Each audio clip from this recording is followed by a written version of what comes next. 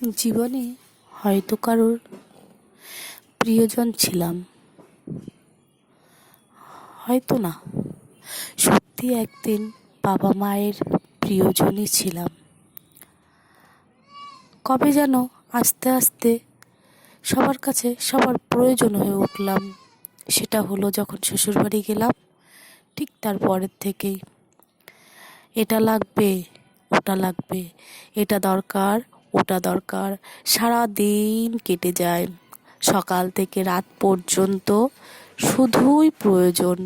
এটা এখন হয়নি, এটা কখন হবে, এটা পরে এটা করো, ওটা কেন হয়নি এখনো, ওটা কখন করবা, এটা ঠিক করে করতে পারো না, এটা কিছু শিখায়নি তোমার বাবা মা। এইগুলো শুনতে শুনতেই সকাল থেকে রাত পর্যন্তই কেটে যায় যেন অসম্ভব একটা সারাটা দিন কেমন যেন কঠিন হয়ে ওঠে মানুষের কাছে। তবে প্রয়োজন কি তাদেরই শুধু আছে? আচ্ছা, কই কেউ তো জিজ্ঞাসা করে না শরীরটা ভালো আছে, পারবে কি এটা করতে এখন? ঠিক আছে, রেখে দাও, ওটা এখন করতে হবে না, ওটা পরে করো।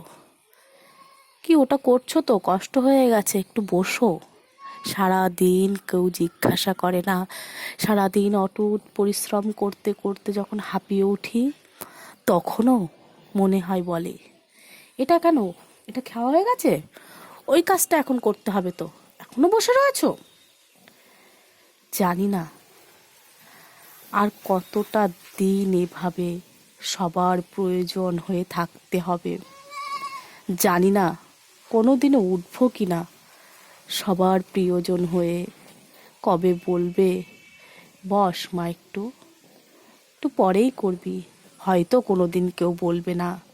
সেই দিনটাকে বহুদিন আগে পার করে এসছি। সেদিনটা ছিল মায়ের কোলে যখন ছিলাম।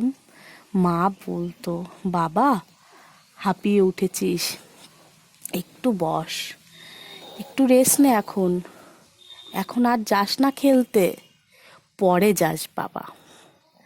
বাবা পায়ে ব্যথা লেগেছে খেলতে গিয়ে, আহারে বাবা একটু মলম নিয়ে দে তো। কে বলবে সেসব দিন কি আর আসবে ফিরে কখনো? না, আর আসবে না। কারণ গেছি তো আমরা শ্বশুর বাড়ি, ওটা তো শ্বশুর বাড়ি না। ওখানে কেউ জিজ্ঞাসা করে না, কেউ বলে না আজকে শরীর খারাপ, একটু রেস্ট নাও, একটু শুয়ে পড়ো, ওষুধ খাও, শুয়ে থাকো আমি করছি। ওষুধটা খেয়ে নাও, খেয়ে নিয়ে ওটা করতে হবে তো, তাড়াতাড়ি সুস্থ হতে হবে তো।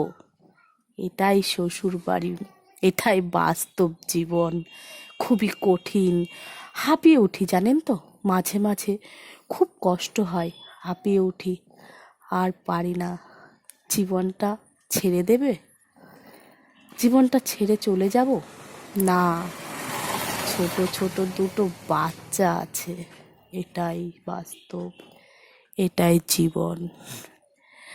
চলতে হবে এই পথ দিয়েই। জানি না কত কষ্ট, মেয়ে তো অনেক কষ্ট, এই তো জীবন।